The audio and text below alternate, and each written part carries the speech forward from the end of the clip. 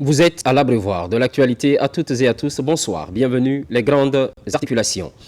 Forum international sur la famille, ça se passe à Istanbul en Turquie. La participation de la Guinée est effective. C'est la preuve de la volonté du gouvernement guinéen d'accorder une place primordiale à la promotion des familles.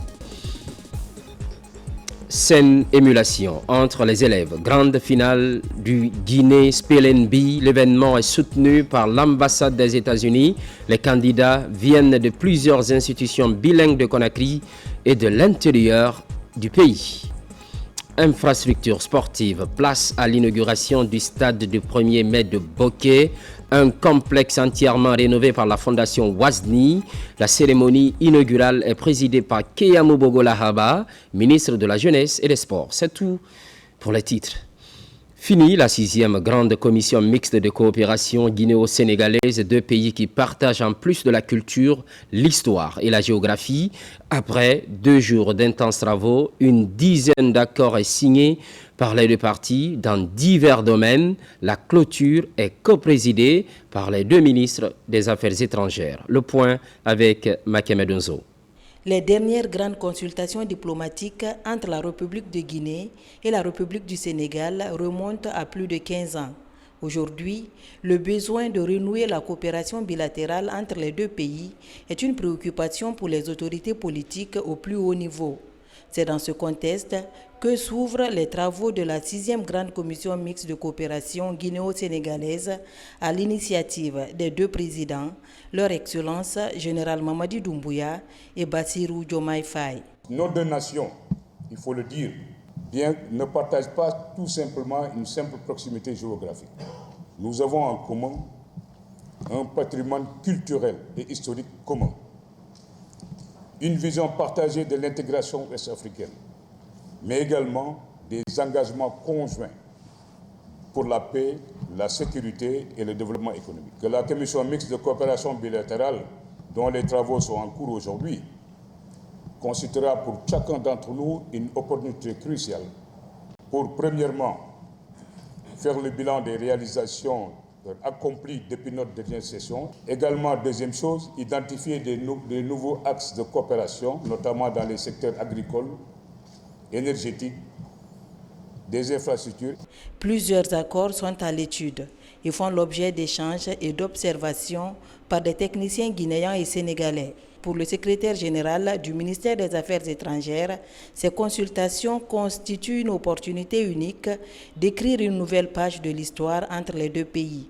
Nous devons faire preuve de réalisme en tenant compte des préoccupations et des priorités nationales définies dans les programmes de développement socio-économique des deux pays, à savoir le référentiel sénégalais 2050 et le programme Simandou 2040. Ces deux programmes doivent nous servir de bréviaire. Pour y parvenir, nous devons garder à l'esprit que les complémentarités de nos deux économies représentent un potentiel de coopération inouï, un atout important à exploiter judicieusement au bénéfice des populations guinéennes et sénégalaises. La Guinée et le Sénégal accordent une importance particulière à cette 6e grande commission mixte de coopération. Les participants veulent poser les jalons d'un partenariat stratégique conformément aux instructions des chefs d'État pour le renforcement de la fraternité entre ces deux pays frontaliers. À Istanbul, en Turquie, se tient le Forum international sur la famille. Je vous le disais un peu plus haut, la Guinée prend part aux activités. Cette présence témoigne l'engagement du gouvernement à accorder une place primordiale à la promotion des familles en Guinée. Mohamed Kamara. Istanbul, en Turquie, accueille depuis hier jeudi le Forum international sur la famille. La Guinée prend part aux travaux de cette rencontre internationale qui réunit les ministres et les représentants de 26 pays à travers le monde. Ce forum vise à renforcer l'institution familiale face aux défis contemporains. La présence de la Guinée à la rencontre témoigne de son engagement à promouvoir et défendre davantage les valeurs familiales sur la scène internationale. Comme on peut le constater, au niveau de plusieurs pays d'Afrique subsaharienne, au cours des dernières décennies, mutations et dynamiques sont deux concepts qui caractérisent fortement les familles de nombreux pays africains. Mon pays, la République de Guinée, n'y fait pas exception. Sous l'influence d'éléments endogènes et exogènes, parmi lesquels figurent la culture pronataliste, l'urbanisation, les technologies de l'information et de la communication, la mondialisation et plus récemment la migration clandestine, force est de constater que les configurations familiales se modifient. Les liens conjugaux et familiaux, tout comme la place et le statut des individus au sein des ménages se redéfinissent. Ce forum a été une occasion pour la ministre guinéenne en charge de la promotion de la famille de dresser, lors de son discours de la session ministérielle, le rôle que le gouvernement joue dans la promotion des familles en République de Guinée. Pour conférer aux familles leur statut de pivot de maintien de l'équilibre social, le gouvernement guinéen s'active à réduire les contraintes dont les principales sont l'augmentation de l'offre de scolarisation qui permet d'atteindre 97% chez les filles, même si cette tendance baisse au fil de l'évolution scolaire. L'inscription du capital humain comme élément central du potentiel retour sur investissement dans le programme de développement socio-économique durable et responsable de la Guinée pour les 15 prochaines années, Simandou 2040. Ce forum de 2 jours, organisé par le ministère turc de la Famille et des Services sociaux, réunit les décideurs autour des échanges visant à élaborer des politiques fortes en faveur des familles, dans un contexte marqué par de nombreux défis sociaux. Sur le continent, à Abidjan, salon de l'agriculture et des ressources animales, le SARA ouvre les portes de la 7e édition. Thème retenu, quelle transformation agroalimentaire pour la souveraineté alimentaire en Afrique. La délégation guinéenne est conduite par la ministre de la Pêche et de l'économie maritime, Kadiatou Souleymane Keïta. Le SARA, Salon international de l'agriculture et des ressources animales d'Abidjan, est devenu au fil des années un rendez-vous incontournable pour tous les acteurs du monde agricole. Et c'est bien plus qu'un salon. Il se positionne comme une plateforme privilégiée pour trouver des solutions durables et innovantes. Le SARA 2025 accorde le statut d'invité d'honneur à la Chine, un pays avec son expertise reconnue dans le domaine agricole ainsi que son modèle de développement rural. Aujourd'hui, Abidjan devient le carrefour des idées, des savoir-faire et des solutions pour une Afrique qui doit plus que jamais nourrir dignement ses populations. C'est pourquoi cet événement se positionne comme un espace de stratégie, d'engagement et de décision en faveur d'une transformation agroalimentaire ambitieuse et structurante. Ce n'est pas un hasard si la Chine a été choisie pour nous accompagner durant ces 10 jours de salon. En effet, la Chine est l'un des champions du monde en matière d'agriculture au regard du dynamisme de ce système agricole et de l'intégration de nouvelles technologies dans la pratique agricole. Au cœur de cet événement de portée internationale, la Guinée a brillé par sa forte participation portée par la ministre guinéenne de la Pêche et de l'économie maritime, présidente actuelle de la COMAFAT, ainsi que plusieurs hauts responsables du ministère guinéen de l'Agriculture. La délégation guinéenne présente avec un pavillon riche en exposition et met en avant les potentialités du pays dans le domaine de la pêche artisanale, de l'agriculture durable et de l'élevage. La forte délégation de la Guinée, à sa tête, Madame la ministre, ici présente à mes côtés, est venue justement s'inspirer, porter la vision de la Guinée à ce concert, à cette rencontre, laquelle vision de son Excellence Monsieur le Président de la République, à travers le projet 2040, Simandou, en son axe 1, qui est l'agriculture, donc avec tous les autres départements concernés par la grande question de l'autosuffisance alimentaire, de sécurité alimentaire. Donc, mais ce n'est pas que l'État qui est présent. L'État s'est fait accompagner par le secteur privé, qui est ce vecteur indissociable, important pour la croissance économique de notre pays. Et jusqu'au 1er juin, le SARA 2025 sera le point de convergence de plus de 500 000 visiteurs, 1000 exposants et une cinquantaine de délégations internationales. Un rendez-vous crucial pour les acteurs agricoles africains en quête d'innovation, de financement et de nouveaux marchés. Au plan national maintenant, amélioration des conditions d'apprentissage dans les concessions scolaires de Conakry, des travaux de rénovation et d'extension de l'école primaire Cameroun Cité viennent d'être lancés par les autorités de Dixine. C'est un financement du budget national à travers l'ANAFIC. Durée des travaux, 6 mois. Amadou Touré. À la place de cette école frappée par la vétusté et la précarité de ses installations, le gouvernement, à travers un financement de l'Agence nationale de financement des collectivités ANAFIC, en appui avec le ministère de l'enseignement préuniversitaire et de l'alphabétisation, lance la réalisation d'un établissement scolaire moderne de R+2 de 10 salles de classe avec toutes les commodités à la dimension des ambitions affichées par l'État pour la future cité de Cameroun dans la commune de Dixine. Pratiquement, Dixine n'a pas d'école primaire. Il y a bien sûr Bari Diawane qu'on a construit, mais quand vous prenez les capacités d'accueil, c'est en deçà de la population aujourd'hui scolarisable à Dixine. Donc vraiment, c'est un projet qui a été mieux mûri et puis identifié et mis dans le plan de développement local de Dixine. C'est une fierté pour nous et les enfants de Cameroun Cité seront vraiment soulagés, la population sera beaucoup soulagée. Ces travaux de rénovation et d'extension sont confiés à l'entreprise ETK Charles, filiale du groupe GTH, spécialisée dans la rénovation des bâtiments publics et privés.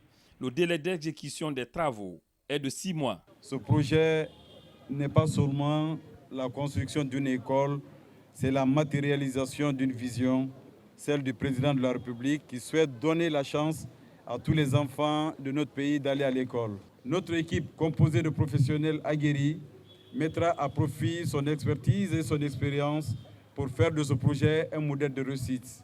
En plus du bloc principal, cet ancien bâtiment servant jusque-là de salle de classe pour ses enfants sera entièrement rénové, suivi de la construction d'un bloc latrine de cette cabine, une direction, l'aménagement de la cour, le tout dans une clôture fermée répondant aux ambitions des autorités du CNRD pour la future cité. Cameroun. Après Dixine, cap sur Atoma, le Fonds de développement social et de l'indigence procède à la remise des titres de prise en charge sanitaire aux indigents. C'est dans le cadre de l'inclusion sociale en faveur des ménages précaires. Noumousso Yakité. Les patients indigents de Ratoma reçoivent officiellement ce vendredi leur titre de prise en charge sanitaire. Le directeur général du Fonds de développement social et de l'indigence confirme l'engagement de l'État à soutenir les personnes malades en mettant à leur disposition des assistants sociaux pour les aider dans les démarches administratives en santé. Le social est placé au premier plan dans la trilogie des priorités du gouvernement. Il symbolise la solidarité nationale et l'engagement de l'État de vous placer au cœur de ces priorités. Vous aurez accès à travers ces types de prise en charge sanitaire que vous allez recevoir ici à des médicaments gratuits. Vous aurez accès à des examens médicaux gratuits. Vous aurez accès à l'attention de l'État à travers des assistants sociaux qui vont être là pour vous. Même pour aller chercher vos produits dans les pharmacies, vous n'aurez pas besoin de vous déplacer. Cette action humanitaire est un soulagement considérable pour les patients qui n'ont souvent pas les moyens de se soigner correctement. Je remercie le président de la République pour cette prise en charge gratuite. Que Dieu le protège.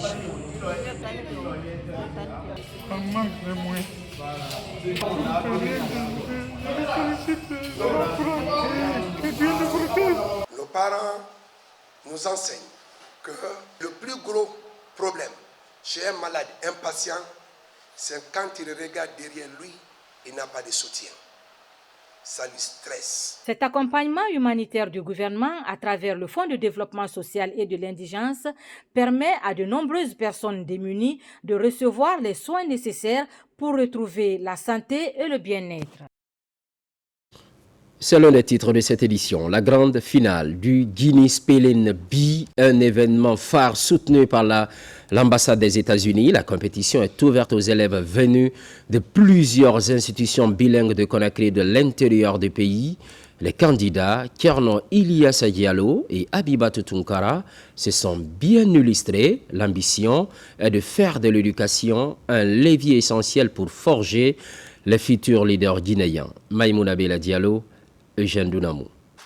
Avec le soutien constant de l'ambassade des États-Unis, l'école internationale bilingue de Guinée, BIEG, a organisé la grande finale du Guinea Spelling Bee Competition, un concours d'orthographe et de vocabulaire en anglais qui réunit depuis plus de 10 ans des élèves de tout le pays.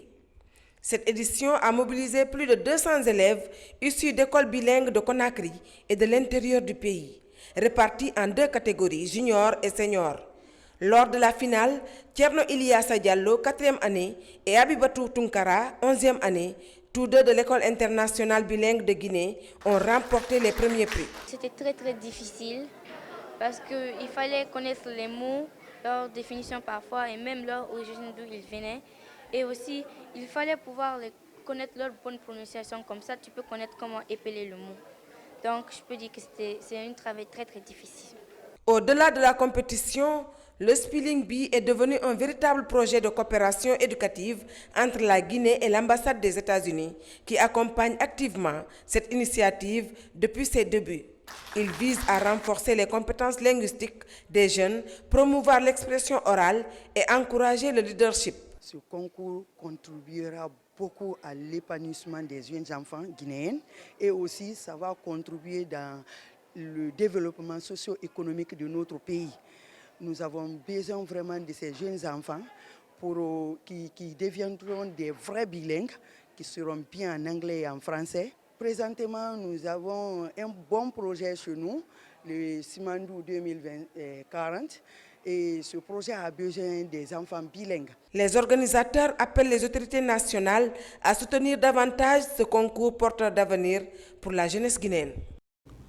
Et puis, cette bonne nouvelle pour les amoureux de Curon de Kakandé, l'inauguration du stade de 1er mai de Boké, une infrastructure sportive entièrement rénovée par la Fondation Wazni. C'est le ministre de la Jeunesse et des Sports, Keyamou Bogolahaba, qui préside la cérémonie inaugurale. Mangamouri Kamara, Jibril Kamara. Le stade du 1er mai de Boké, construit au temps colonial, change de visage.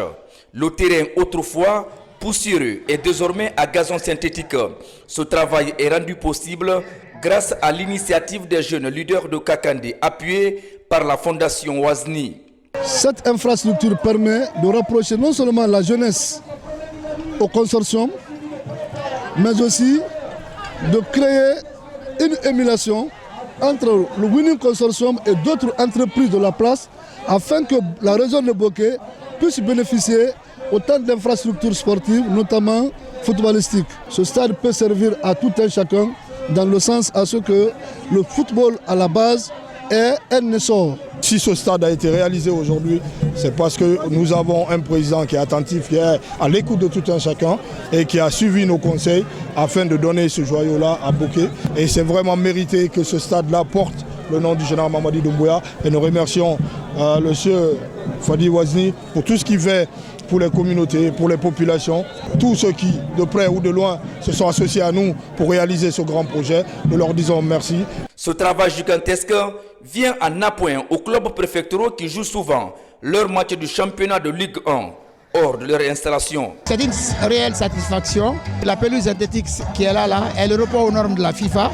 Donc pour nous, je pense que nous sommes les plus heureux de cette pelouse parce que nous allons commencer à l'utiliser dès la semaine prochaine pour les séances d'entraînement. Et dès que la fédération, à travers la Ligue, va homologuer et le stade, on commencera à recevoir nos matchs déjà de Ligue 1 ici. Merci à la jeunesse de Boké et à travers toute l'organisation, parce qu'il faut savoir demander. Tout le monde a vu, nos amis de l'UMS, ils ont vu, et le président les a demandé et nos amis ont réalisé en moins d'un an pour nous donner ce joyau. Nos clubs ont besoin de talents. Nous ne pouvons pas les faire sans les sociétés. Au nom du président, nous voulons que ce stade soit un lieu de paix et de réconciliation. Pour soulager la communauté, le ministère de la Jeunesse et des Sports offre des filets de but aux 9 sous-préfectures et la commune urbaine. Pour cela, les autorités en commun accord avec la population rebaptisent le temple sportif. Il porte désormais le nom Stade préfectoral Général Mamadi Doumbouya. La 8e édition du tournoi consortium de Kakandé va se jouer sur ce terrain à gazon synthétique. Page noire, l'ancien proviseur du lycée Bonfi et conseiller de la 9e législature, Marcel Tenguiano, a été inhumé dans la préfecture de Koya. Parents, amis et collaborateurs ont tenu à rendre un dernier hommage à cet ancien cadre de l'éducation. Ali Badara Kandé revient sur les obsèques. Ils se sont fortement mobilisés, parents, amis, anciens collaborateurs, pour rendre un dernier hommage à cet ancien proviseur du lycée Bonfi et conseiller de la 9e législative. Il s'agit du doyen El Hadj Mohamed Sa Marcel Tenguiano. D'après son parcours, il était considéré par bon nombre d'élèves et de collaborateurs comme une icône, un modèle. El Hadj Mohamed Sa Marcel Tenguiano était disponible à tout moment. Il n'était pas là pour être servi, mais plutôt lui qui était au service de tous. Sage, lucide, discret, intelligent, ça y allait même bien pour la communauté de Waoulélé, respectait tout le monde. El Hadj Sa Marcel était donc pour nous non pas simplement un collaborateur, mais véritablement un père. Un père en ce sens que nos chemins se sont croisés en décembre 2013, lorsque moi, j'ai été nommé directeur de cabinet du président de l'Assemblée nationale et lui en tant que conseiller du président de l'Assemblée nationale. Il a toujours démontré une véritable humilité. Père de 7 enfants, dont un garçon avec 2 épouses. El Hadj Mohamed Sa Marcel Tenguiano était reconnu par sa rigueur dans ce travail au sein du système éducatif guinéen. M. Sa Marcel est un livre de référence d'intégrité et de loyauté. C'est-à-dire que les 100% de son temps de travail, les 50% il est passé à son bureau, les 50% dans la cour. Dans la cour pour s'assurer que tous les élèves sont en classe. Dans la cour pour tourner devant les salles de classe pour savoir est-ce que les professeurs sont dans les salles de classe et ils sont en train de dispenser les cours. Ton départ nous rappelle qu'ici-bas, notre vie est peu de choses. Nous sommes très heureux d'avoir partagé avec toi une partie de ta vie. Toi qui avais l'art de cultiver l'amitié, la bonne humeur, l'entente, la solidarité aussi, œuvrer pour la réconciliation, l'union sacrée entre les hommes et les femmes, devant Dieu et devant les hommes. Enseignant et brillant professeur de philosophie, il sera très tôt découvert par les autorités d'alors. À l'issue de ces hommages, El Hadj Mohamed Sa Marcel Tenguiano repose désormais à l'Efouredara dans la préfecture de Koya. L'actualité évolue en Guinée, notre paradis, terre de richesse et d'innovation, constante fidélité à toutes et à tous.